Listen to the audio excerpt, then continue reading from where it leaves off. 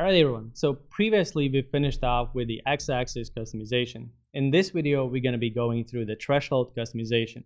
And as always, you have your combo and combo bar visual preview samples, but we're going to be going through the training view and building everything from scratch. So first things first, we're going to add an instance of the combo visual, just like that. We're going to resize it, and as always, disable the background and the title. Now, for the configuration setup, we're going to go for categories are going to be the department. And for the series, in this case, I'm going to be going again for the payout. Now, if you go into the formatting options, you can see that thresholds are going to be disabled by default. So this is something that you have to enable if you want to have them within the visual.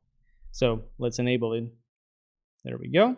And we can open up the tab, and you're going to see that there are some pre-configured setups within that tab. So by default, it's going to be a line. It's going to have a value type of constant, but it doesn't have any value by itself. So this is one of the threshold types that we support, a constant line. So the way it works is pretty simple. You define whatever value you want to have there. Let's say 1.5 million, right? So we're going to add that line, and you can see now throughout the whole chart, we have this. In order to make it a little bit more visible, I'm just going to change the color of it. I'm going to adjust the opacity levels for it. And I'm also going to make the width a little bit more thicker. So it allows me to notice that threshold line a lot faster. Now, this is something very basic, right? A constant threshold works in some situations, but the biggest con for it is that you don't have the dynamicality behind it. So it means that regardless of what you do with the visual, it's always going to be the same. Now, something that's still on a constant threshold type is a threshold type that we changed, and that's area. Now, area threshold types allow you to define a value from and value to. Now, a typical use case for this is something like this. You can tell the chart that the first threshold is going to be something like, let's say, 500,000. So there we go. We have this small area right here. We can adjust the opacity levels for it a bit more so that we can make it stand out a bit. So we're going to change the color for it. We can actually, for the lines, we're going to remove the opacity because I don't want to have any lines on the visual. And what I'm also going to do is I'm going to position it in the background. So I'm going to change the position from above to under. Now, that's first thing. Now, the second thing is I'm going to scroll down and enable a second threshold. For this one, I'm again going to change it to threshold type area. And I'm going to say that everything that goes from 500,000 up until, let's say, 2.5 million. So 2.5 million threshold. And for this one, we're going to say that these results are okay. So we're going to change the color to yellow. And again, for the outlines, we're going to change the opacity so it's fully invisible. Now, for the threshold itself, I actually want to make it a little bit more thicker so I can see the color a bit more. So I'm going to change it to something like 50%. But now, put it under so that the color doesn't interfere with the chart itself. And I'm guessing you probably can see where I'm going with this. So for the third threshold, what we're going to be doing is pretty much the same thing, just with a different value. I'm going to change it to be a threshold type area, and I'm going to set it to have a value that's going to be starting from 2.5 million. So there you go. And I'm going to change also the color for it, because otherwise I already have red. So let's go here and choose green. And now we can even see that, mistakes are made. And I forgot to add an additional 0. So let's go do that. And now for the line, same as before, I don't want to have any outlines, so I'm changing the opacity. Plus, I'm bringing the color into the background. There you go. Now, when you're working with a chart like this, the main issue is that columns are really hard to read in this setup. So what I'm going to do is go down to series customization, change this to be a line. There we go. And I'm also going to add some markers to it. So here we go, and let's say in this case, I'm going to add squares, and I'm just going to make them a little bit smaller. There we go, so it looks nicer. And last thing that I want to have here is also value labels. So now, essentially what I've done is I've customized the series to showcase itself as a line, so it's easier to be read. And I've also colorized the background so that it shows me the threshold for certain values.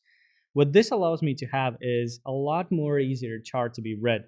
It showcases different thresholds for different value categories so that instead of just seeing, for example, in development, we had a payout of 2.03 million. I don't know if it's above or below what we actually set up at the beginning of the year. So this allows me to understand where I actually stand in regards to the target. Now, a typical question we do have in the setup is, having constant thresholds is cool and all, but what happens if I want to make it a little bit more dynamic? The answer to is we do also support dynamic thresholds. So for that one, we're going to go right here and also enable a fourth threshold. So we're going to scroll down a bit more so you can see the settings a bit better. And here, what we're going to be doing is we're actually going to be keeping it as a line, but here we have a setting called value type. And instead of using constant, we're going to be using one of the aggregation that Power BI allows us to use. In this case, I'm going to be using average. So once we set it up, you can see we have this red line. Now, to make it more prominent, let's go here, change the color. In this case, let's set it up as black, adjust the opacity level for it, and also increase the outline width just to make it a little bit more visible. There we go. And another thing that I'm going to be doing in this case is I'm also going to be enabling the label for that line, because otherwise it's just a line without a reference. So once you enable the label, you can see we have a line right here, which shows that the average value is 2.25 million. Now, value label text allows me to define a title for that label. And I'm going to say that this is average of payout. There we go. Now you have a line, you have a label, and the users can quickly read it and understand what exactly is happening within the chart. One thing that I typically recommend to do is if you do have a visual that's sorted in a descending order based on the value, it's always a lot better to place that label from left side to the right side. So under formatting options right here, you can see that threshold label horizontal positioning. We're going to change it to the right. So this allows you to be flexible with these thresholds. You can adjust some padding. We can even go actually through them, right? So through the thresholds itself, we're going to quickly go here and say we have a threshold type, value type. Now that was the one part that allows you to make it dynamic. Once you set it up as dynamic, you can also choose which series based upon are you showing it.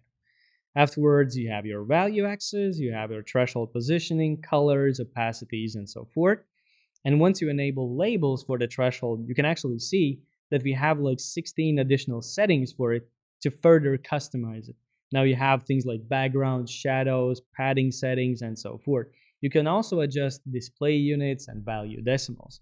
All these settings allow you to fine-tune the visual display of the values plus the thresholds to make it more visible for the users and also support colorblind modes.